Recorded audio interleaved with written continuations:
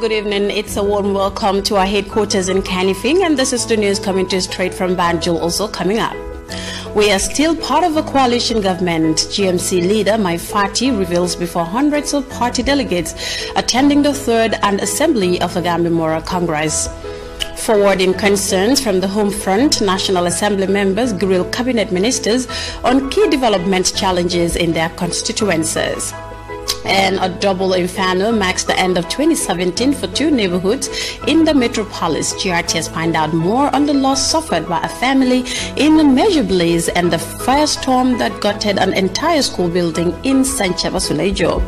And the recent ceasefire could herald good things for the year to come in South Sudan, as inflation, famine, and a conflict that drags on for 4 years ravages Africa's youngest nation. Well, plus find out why 2017 is the year of green solutions in Africa, amid programs safeguarding the environment through various initiatives promoting waste management, recycling, and clean energy ventures. All these and other stories coming ahead in the next 30 minutes. I am Fatu Janimbai.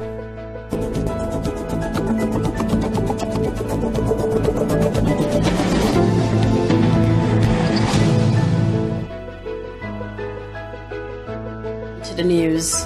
The leader of the Gambian National Congress, GMC, Mai Ahmed Fati, has reiterated his party's support and respect for the coalition government, whilst addressing hundreds of party delegates drawn from all regions in the country. The former Interior Minister and founder of GMC was, however, said his party will back the coalition responsibly without favor. Ibrahim Jallo tells us more. Party has just entered. Let's give him a round of applause. This is said to be an internal democracy at work. Mai Ahmed Fati arrived to a rousing welcome by party militants and colleague politicians gracing the event. The main aim here is to enable delegates or party militants to discuss issues affecting the progress of the party and chart a way forward. They will also elect a new leader to steer the affairs of the party during the 2 days Congress. The key message from the GFC Congress was its plans to intensify the party's political engagements through ethical approaches and openness to all Gambians, irrespective of their backgrounds. GMC party leader Mai Ahmed Fati said with this open approach, there is a possibility to crown a GMC government in the country. GMC, with the determination that I have seen in your eyes and across the country, we have every possibility to become the strongest political party in this country. And we have the possibility to become the biggest political party in this country. And there is the potential to form a GMC government in this country without fail. The possibilities are there. We can do that. The lawyer and politician disclosed that he has no ill will against the coalition government, which he described as the country's baby. He however emphasized that any relationship with the coalition government will be based solely on truthfulness and honesty. Make no mistake, we will continue to support the coalition agenda.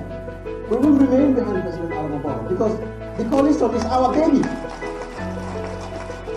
Delegates, including Manding Kwete and Sekou Sian, expressed strong support to the coalition team while hoping for a brighter future for the GMC party. The future expectations are bright. As our party leader has said, the future is great. As we are young, he said we are here to learn. Tomorrow is great for us. Mai Fati further stated that the GMC was not silent in the struggle to end the rule of the former President Yahya Jammeh. Aspiring leaders of the party, including founder Mai Fati, are vying to lead the party in a poll to be conducted by delegates at the end of the Congress on Sunday. Ibrahim Jallo, GRTS News.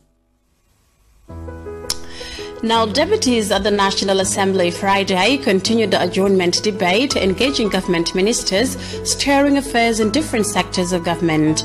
Their interface, as Khadija Tijalo reports, is meant to strengthen good governance and enhance social development programs.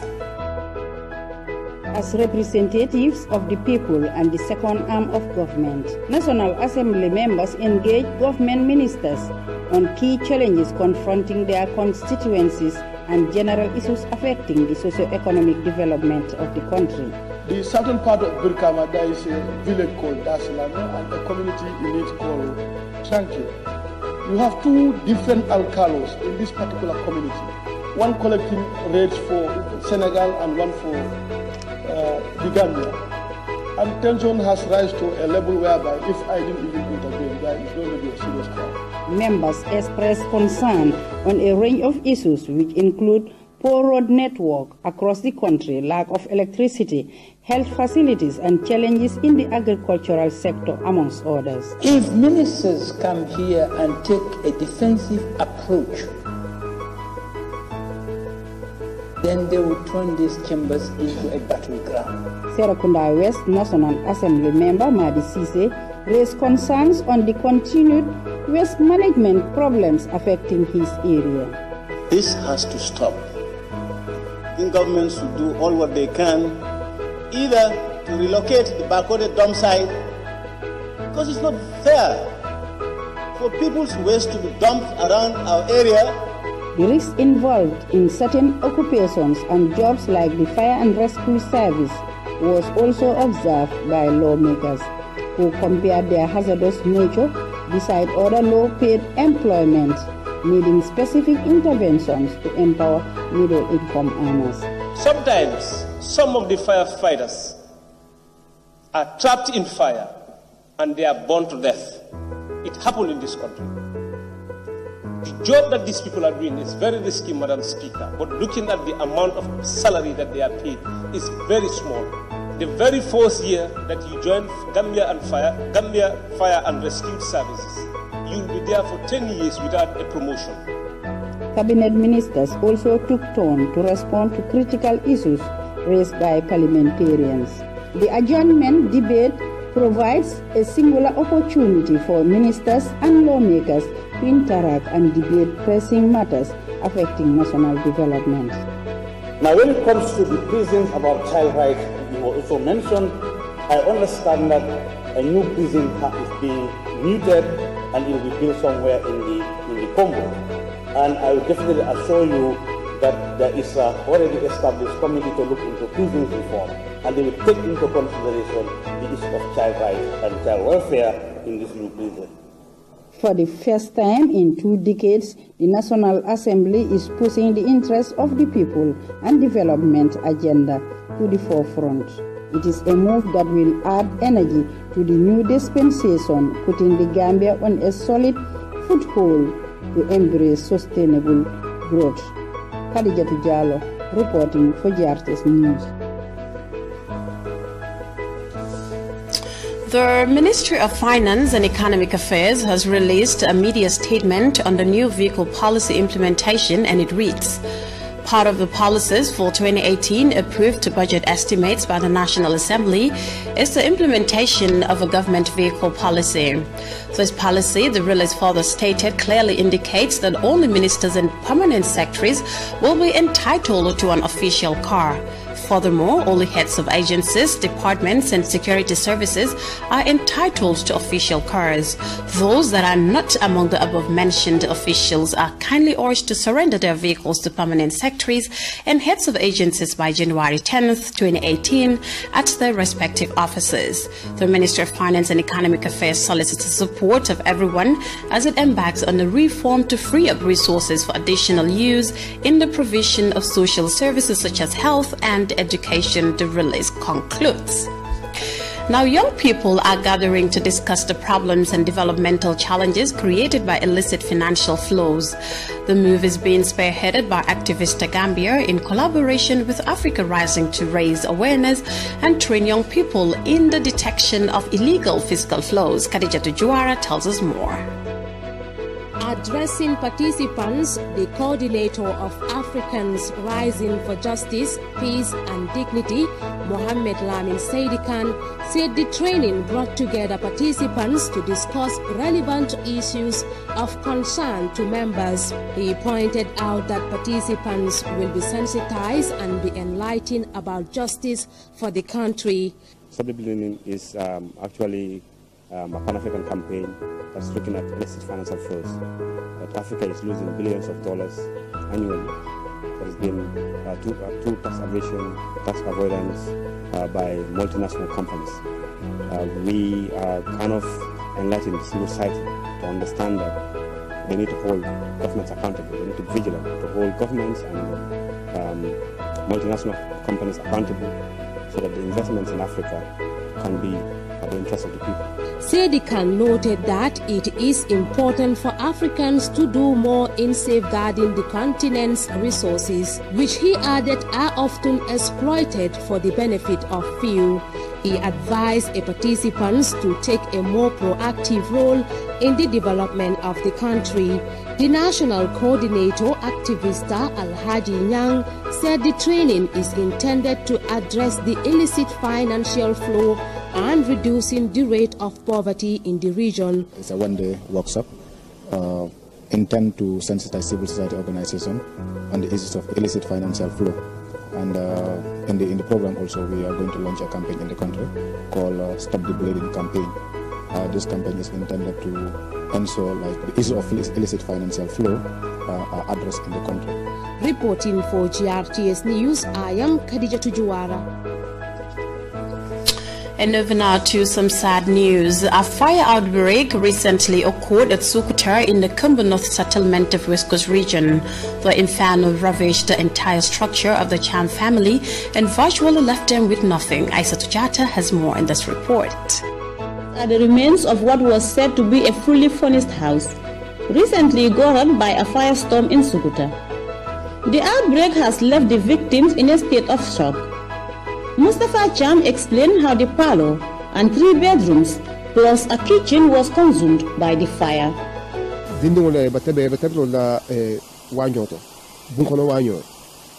The fire was started by kids who accidentally threw a matchstick on their mattress, burning. Cham thanked neighbors who helped extinguish the blaze, as well as the fire brigade, which worked tirelessly to put out the fire.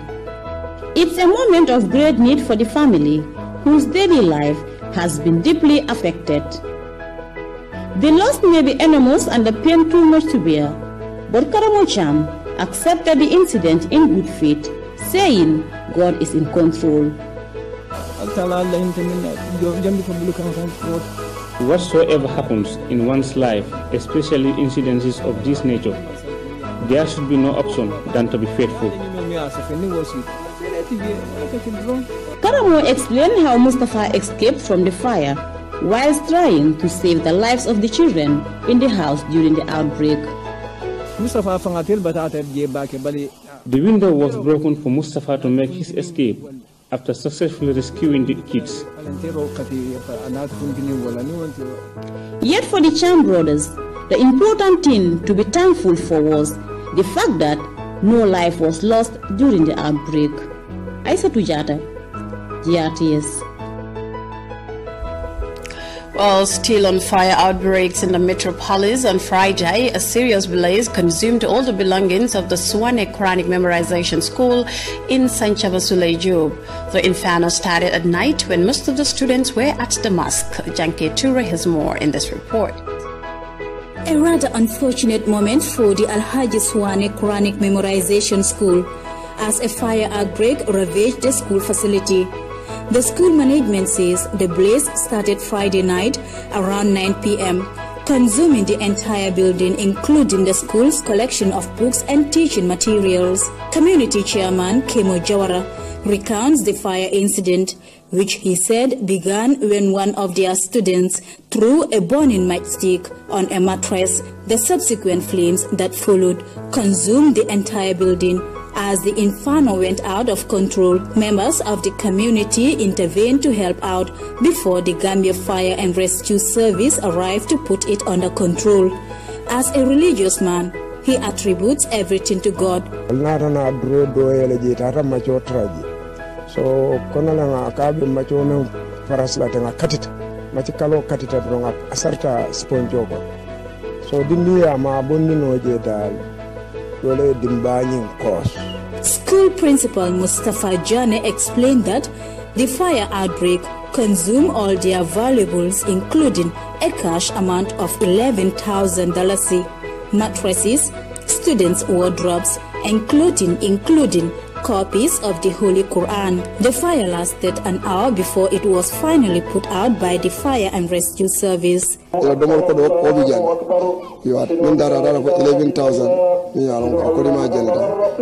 boarding school that houses several hundred students involved in the learning and memorization of the Holy Quran. A devastated school building has temporarily halted classes at this school, which is now in great need of help to get back on its feet in order for these children to return to their education. For GRTS News, I am Jenke Toure. Well, some difficult moments for the victims there. The FAO country representative, Papetua Katepa Kalala, has urged farmers to embark on more innovative farming methods to reduce the spread of the fall army worm. Madam Katepa Kalala was speaking to GRTS about the multi-sectoral initiative to tackle this menace. Take a listen.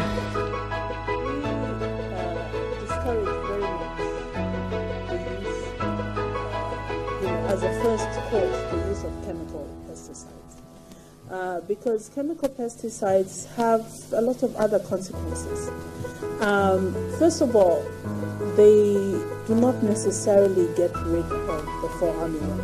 The fall armyworm has tended to show quite a bit of resistance to a number of pesticides. But also, pesticides tend to kill everything. And what we have seen, which is very important in Latin America, is that there are natural predators. Natural predators, small wasps, which are parasitic to the larvae, certain types of bacteria, certain types of fungi, which actually can reduce the incidence of the pest by up to 50%. They can kill the larvae up to, reduce the population of the fall armyworm larvae in the field by up to 50%. So when you apply your insecticide, you're killing everything, and that's not the thing to do. Besides, you tend to poison your soils, and it's just not. It's not the first.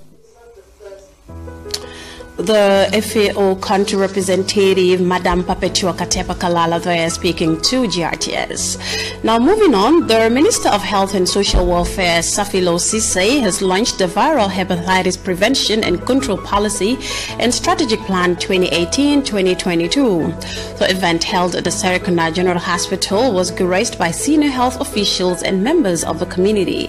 Maria Madiba has more in this report. Viral Hepatitis Control Policy and Strategic Plan 2018-2022 marks a significant development in efforts aimed at eliminating the viral hepatitis and its related disease in the Gambia. Safilos is the Minister of Health. Viral hepatitis is an international public health challenge comparable to other major communicable diseases including TB, HIV and AIDS, and malaria. According to the Global Hepatitis Report, in 2015, an estimated 257 million people are living with chronic hepatitis B virus and 71 million people with chronic hepatitis C virus infection.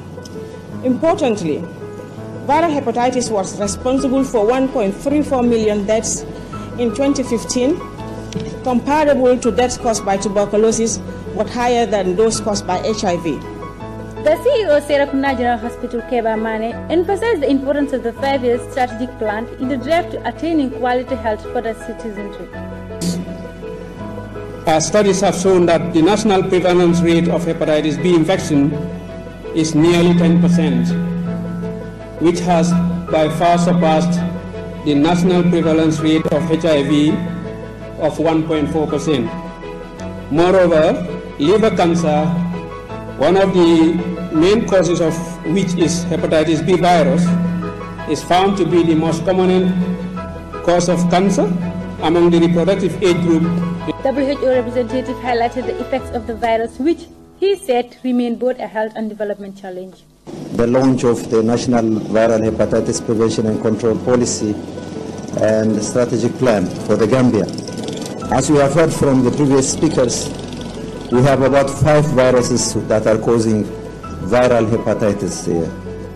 But our particular focus here for the Gambia is on hepatitis B, which is the most commonest and most also damaging to the human health. Although all these viruses cause hepatitis, the B and the C frequently cause chronic form of hepatitis, which leads to scarring of the liver and cirrhosis and liver cancer. These are the two viruses that account for 96% of the death from viral hepatitis in the world. The hepatitis virus is a serious health challenge affecting many people, particularly those in developing countries. For GRTS News, I am Maria Matiba. The Ala Nkokang Cultural Group in Gunjur have launched their third album featuring prominent Gambians who contributed to the country's cultural advancement. Kumbaba was at the launching ceremony and she now reports.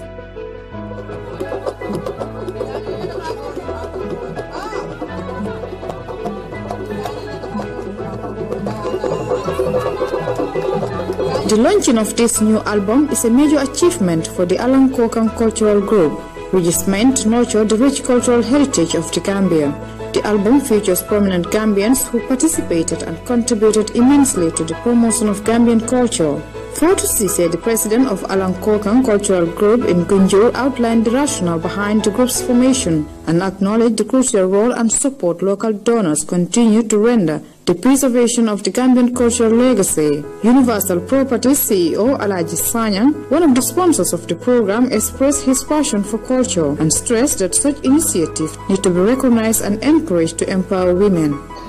Coming up with culture, this is our culture. So in any cases, I do all what it takes to make sure I support culture.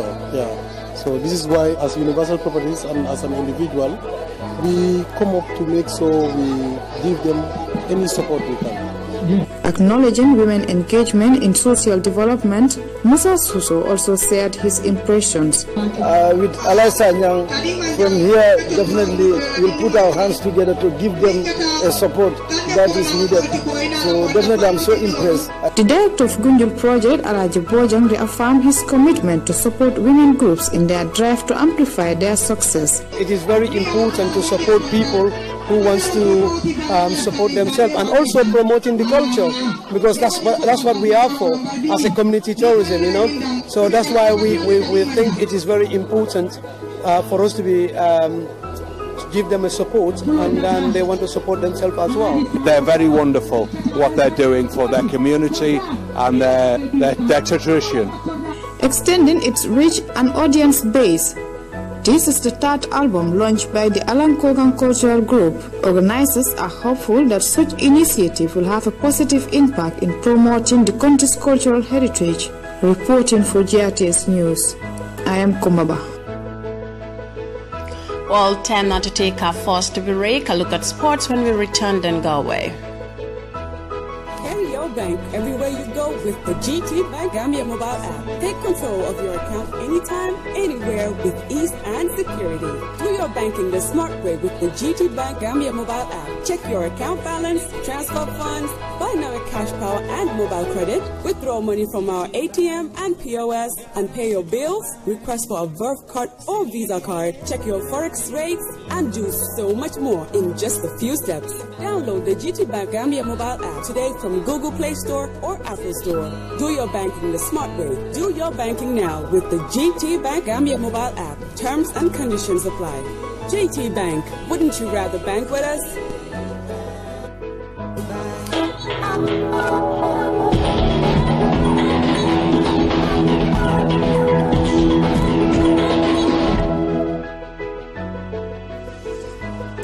Well, over now to sports. Somalia is looking forward to play matches on home soil for the first time in 3 decades. The country last hosted a competitive match for its senior team in 1986. Since then, insecurity has been the biggest hurdle to hosting matches. Currently, the African Union troops are using the country's biggest stadium as a military base. But as Abdul Aziz Bilo reports, the government is eager to change this and host international football once again. Jubaland has won the second edition of Somalia's inter-regional soccer tournament, beating defending champions Puntland by a goal to nil at the Benadir Stadium. Close to 20,000 soccer fans attended the month-long tournament that brought together teams from Mogadishu and 5 of Somalia's federal member states. It's Jubaland's first win. In 2016, Puntland won its first ever trophy after beating Jubaland in a penalty shootout. Meanwhile, back in the port city of Kismayo, the town is celebrating. The last time it won a cup was before the civil war in early 90s. It's on this note that sports officials want to improve the quality of local teams. Football Association President says in 2018, Mogadishu will host international friendly matches. Already foreign players from Kenya, Uganda and Nigeria play in the domestic leagues. In 2018, God willing, we're looking forward to hosting international friendly tournaments with neighboring countries. The last time that happened was 36 years ago. We want support from the government and the business community. Let's promote sports and offer our youth a chance at a better life. Sports is very essential to community integration. Currently, Mogadishu uses the Benadir Stadium for both soccer and athletics tournaments. The World Football Governing Body, FIFA, recently refurbished it, but it can't handle large crowds. African Union forces are yet to abandon the Chinese-built Mogadishu Stadium, the biggest in the country with a seating capacity of more than 65,000. The inter-regional tournament is a great opportunity for us all, and if we truly want to support our boys, let's all join hands, rebuild, and open the Mogadishu Stadium in 2018. Prime Minister Hassan Ali Khayre now wants the forces out of the sports facility to pave way for growth of sports in a country emerging from decades of instability. Football officials say that staging of friendly matches at home will also pave the way for the organizing of Sekafa tournaments.